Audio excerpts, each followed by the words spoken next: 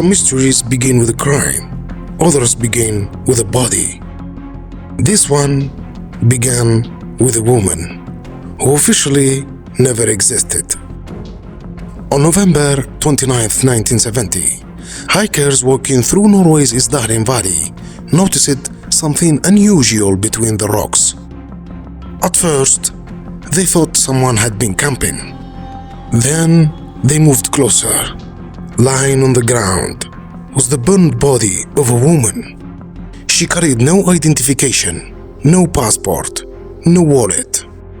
Nothing that could tell investigators who she was.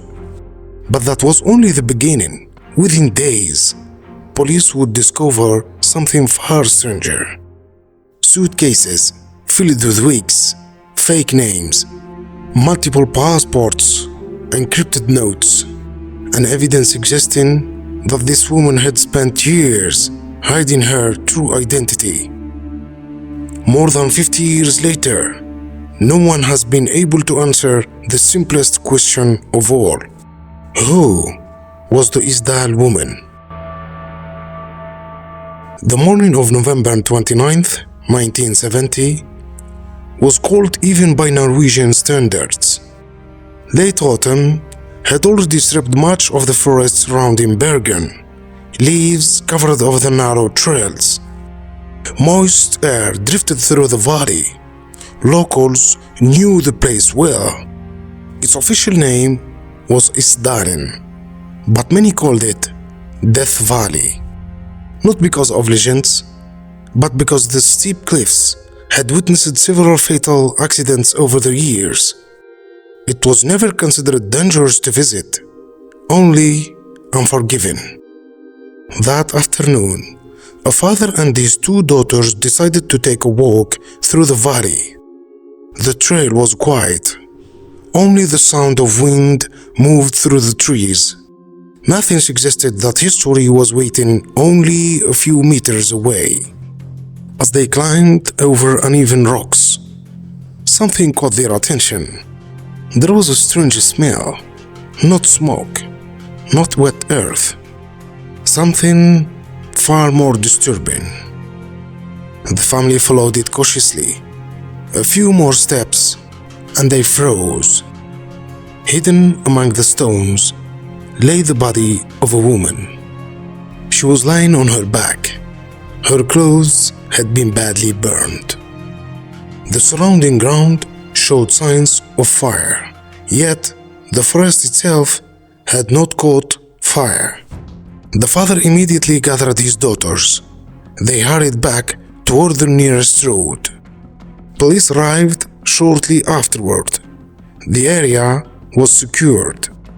Investigators began documenting every detail. The scene immediately raised the questions. The woman wore elegant clothing, not hiking equipment, not outdoor gear. Nothing suggested she had planned to spend time in a remote mountain valley. Nearby, police recovered several unusual objects: an umbrella, a pair of rubber boots, fragments of burned personal belongings, and something else: small tablets, later identified as sleeping pills. At first glance, investigators considered suicide.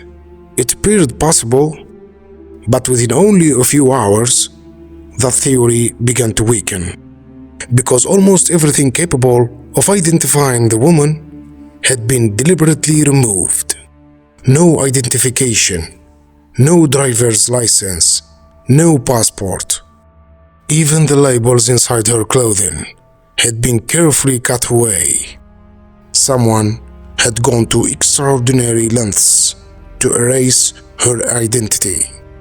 Police had investigated many deaths before, but this was different. It wasn't simply that no one knew who she was. It was the feeling that someone had wanted to make absolutely certain no one ever would. The investigation quickly expanded beyond the Isdalen Valley. Police circulated the woman's description across Norway. No one came forward No missing person report matched her appearance. It was as though she had appeared from nowhere. Then, a breakthrough arrived from an unexpected place, a railway station. Employees at Bergen railway station contacted investigators. Several days earlier, a woman matching the description had deposited 2 suitcases inside a luggage locker. She never returned to collect them. Police immediately secured the luggage. Everyone expected ordinary travel belongings. Instead, they found an entirely different mystery. The first suitcase contained expensive clothing. Everything appeared carefully folded. Nothing seemed unusual until investigators looked closer. Every clothing label had been removed. Every manufacturer's tag had been cut away with scissors.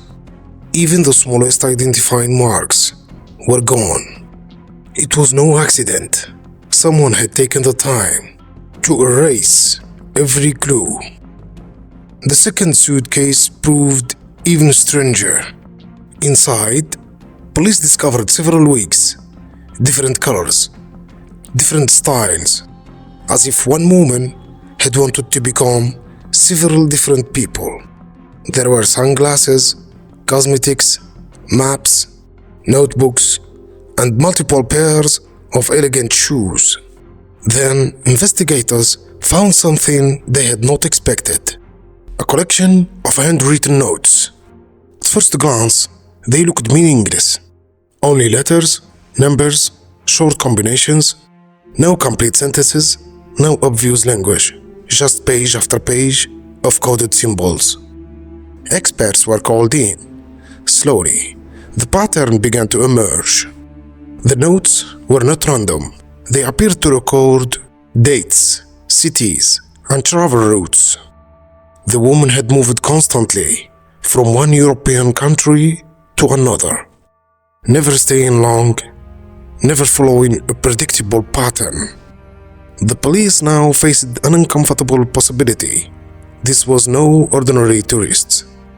Whoever she was, she had spent considerable effort hiding her movements. But the biggest surprise was still waiting, hidden among the belongings. Investigators recovered several passports, or at least documents connected to different identities.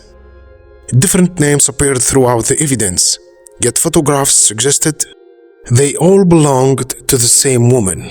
One face, many identities. Each identity opened hotel rooms, crossed borders, and disappeared before anyone became suspicious. By now, the investigation had changed completely. Police were no longer asking only, "How did she die?" They were asking something far more difficult. Who had she been pretending to be? And perhaps an even more frightening question: who was she hiding from? As investigators decoded more of the documents, a remarkable pattern emerged.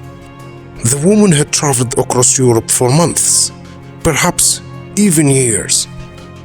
She appeared in country after country, then disappeared, only to appear again under a different name. Hotel records slowly began telling her story. Police contacted hotels across Norway. Receptionists were interviewed. Guest books were examined. One employee remembered her immediately, not because she caused trouble, but because she behaved differently from ordinary travelers. She often arrived alone, always well-dressed, always polite. Her appearance suggested education, confidence, money, yet something about her routine never felt ordinary. She usually paid in cash.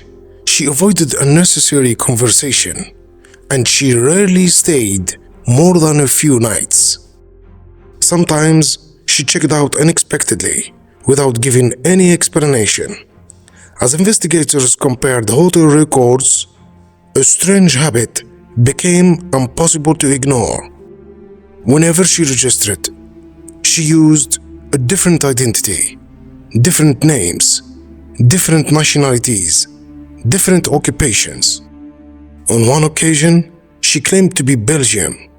Elsewhere, she identified herself as French. In another hotel, she appeared under an entirely different passport. Witnesses consistently described the same elegant woman, dark hair, well-spoken, always traveling alone. The false identities were not careless. They had been prepared with remarkable attention.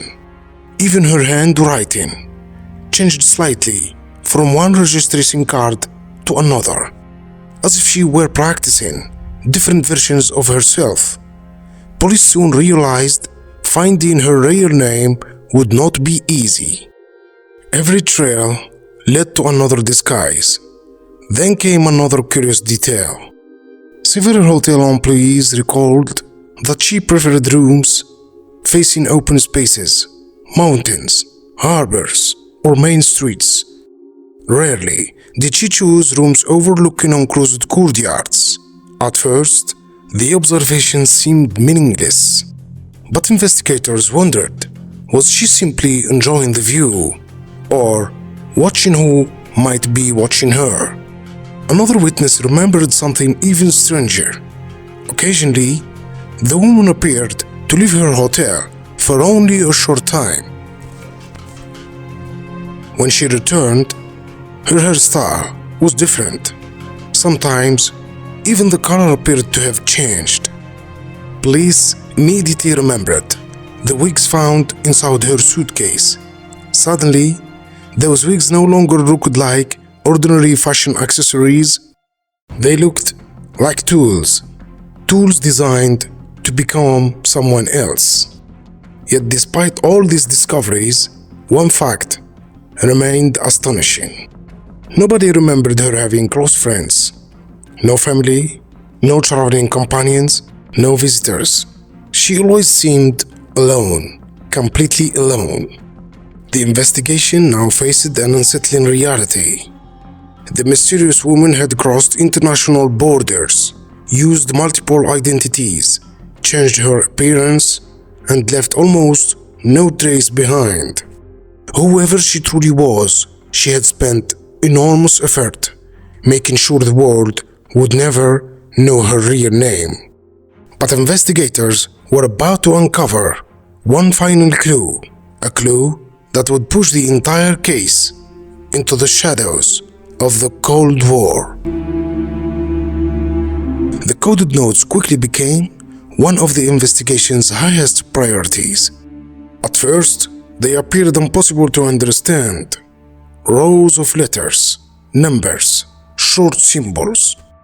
Nothing seemed connected, but detectives refused to give up. They compared every note with hotel records, train tickets, border crossings. Slowly, a pattern emerged. The codes were not random. Many matched specific dates. Others matched cities she had visited. Some appeared to record the exact sequence of her travels, almost like a private travel log.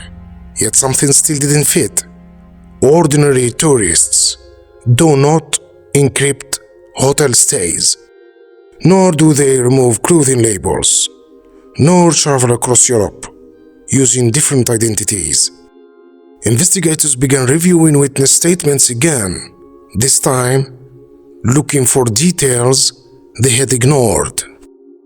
One hotel employee remembered something unusual. The woman occasionally left the hotel for only a few hours. When she returned, she sometimes seemed nervous, not frightened, alert, as though she expected someone to be nearby. Another witness recalled seeing her sitting alone in a cafe. She wasn't reading, she wasn't eating. She simply watched the entrance for nearly an hour.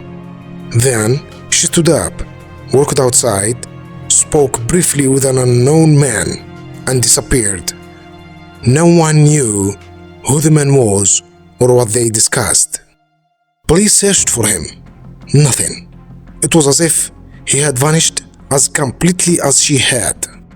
As more reports arrived, a strange pattern appeared. Several witnesses described short meetings, never long conversations, never obvious friendships, just brief encounters. Sometimes in hotel lobbies, sometimes near train stations, sometimes on quiet streets. Always only a few minutes. Then, both people worked away separately. The timing immediately caught investigators' attention. Europe in 1970 was still deep inside the Cold War. Across the continent, intelligence agencies operated quietly. East, West, NATO, Warsaw Pact. Every major city contained people watching, listening, recruiting, exchanging information. It did not take long before one question surfaced. Could the mysterious woman have been connected to espionage? The idea spread quickly. Newspapers embraced it. The public became fascinated. A woman with multiple identities, encrypted notes, international travel, secret meetings. It sounded like the plot of a spy novel. But investigators remained cautious. Because there was one problem. Not a single piece of physical evidence proved she was a spy.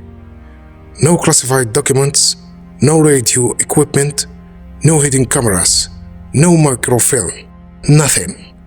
Only circumstances, suspicious circumstances, but circumstances nonetheless.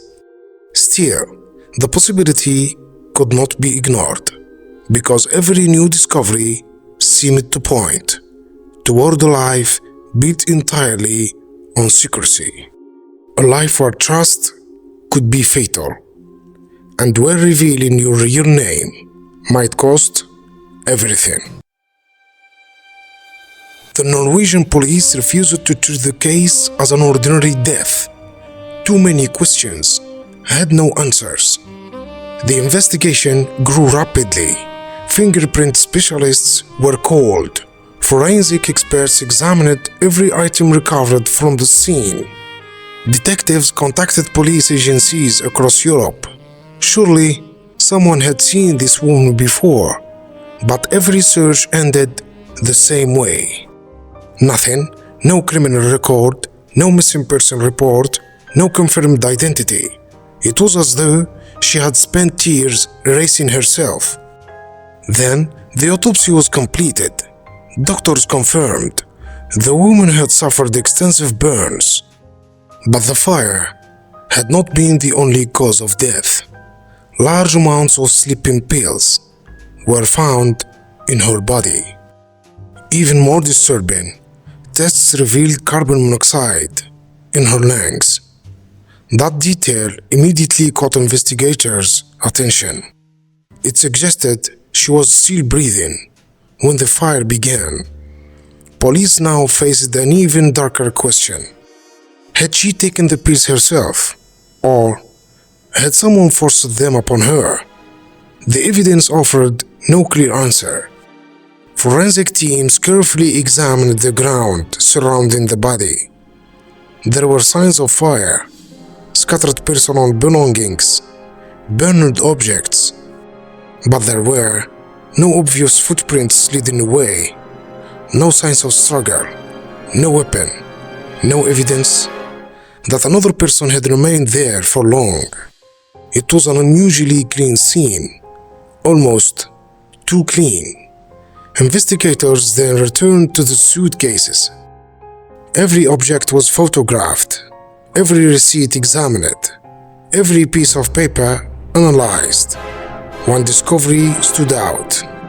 The woman had purchased expensive clothing, quality cosmetics, comfortable shoes. She clearly had access to money, yet no bank account could be found. No employer, no family, nothing explained. How she financed years of international travel. The mystery only deepened. Police also reconstructed her final days. Witnesses placed her in Bergen. Then, the trail became uncertain. She appeared to move carefully, avoiding attention, changing hotels, keeping conversations short. No one reported seeing her frightened. No one reported anyone chasing her. If she believed she was in danger, she never showed it. Weeks passed, then months. Investigators chased every lead they received. Some tips sounded promising. Most ended in disappointment. One witness believed she had spoken German. Another insisted her accent sounded French. Others disagreed completely. The more people remembered, the less certain the picture became. Eventually, the investigation reached a painful conclusion. Police had collected hundreds of details, yet none answered the one question that mattered most. Who was the woman found in Isdalen?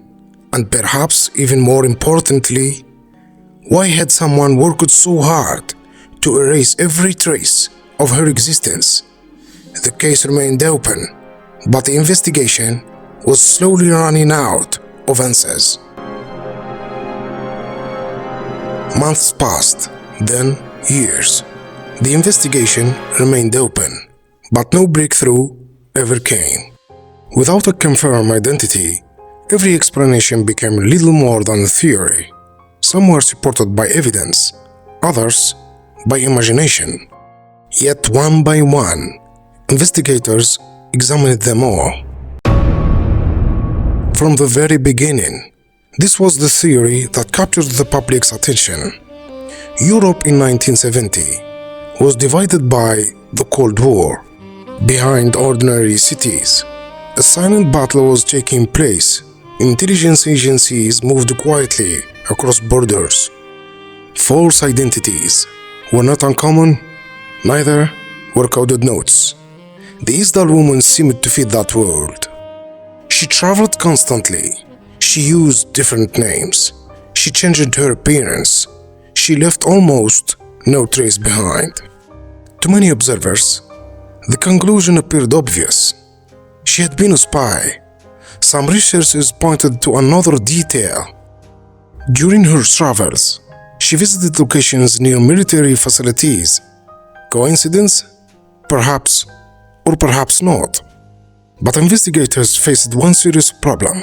There was no direct evidence, no classified documents, no communication devices, no official intelligence files.